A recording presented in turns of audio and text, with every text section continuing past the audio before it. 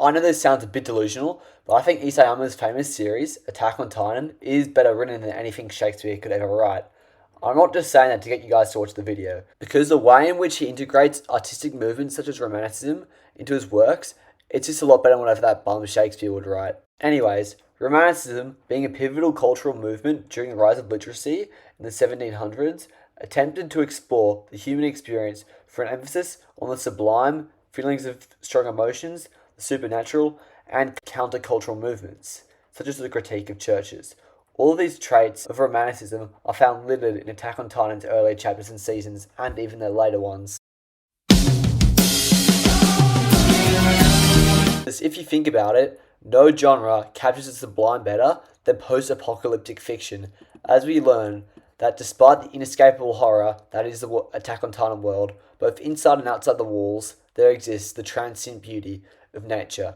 And through the vivid images shown to us in both adaptations of Attack on Titan, we can gain a newfound appreciation of nature. However, Isayama's works are much more ambiguous than this, because through the use of perspectivism, just the notion of reading Ahmed's book about the sublime, about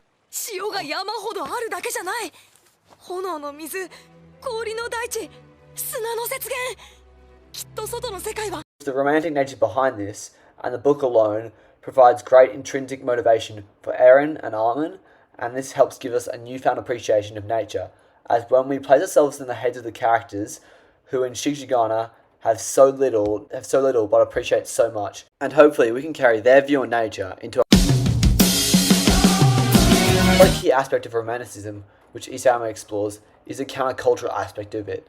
Early romantic poets, like William Blake, would heavily critique the nature of churches and religion. Across every inch of the narrative, from Paradise to Marley, the corrupt nature of churches is explored and criticised heavily. The Warlists, who knew the secrets behind the world, which the Survey Corps members died for, or refused to give up the information to maintain their own power, to the worshippers of Ymir, who exploited the innocence of children, such as the other Ymir, just for their own religious gains. Romantic poets like William Blake would also write about the feelings of strong emotions, rebellion, and also, they would talk about the tabula rasa, the notion of the blank slate, which is a key aspect to the narrative of Attack on Titan.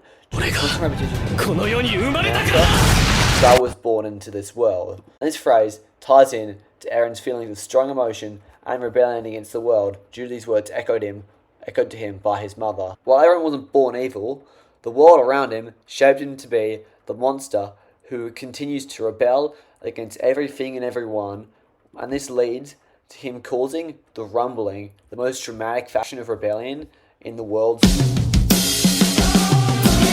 human history. Frankenstein is regarded as one of the greatest romantic pieces of all time, from the way it explores the supernatural and critiques the ethics of science.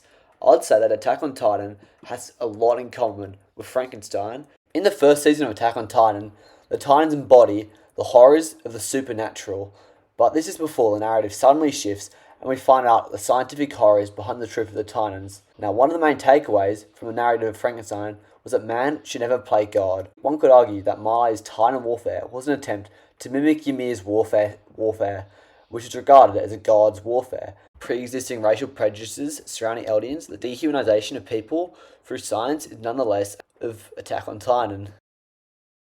Now, in conclusion, based on the fact that Attack on Titan was set during a time of industrial revolution, it's no coincidence that a lot of Isayama's ideas reflected early ideas of Romanticism.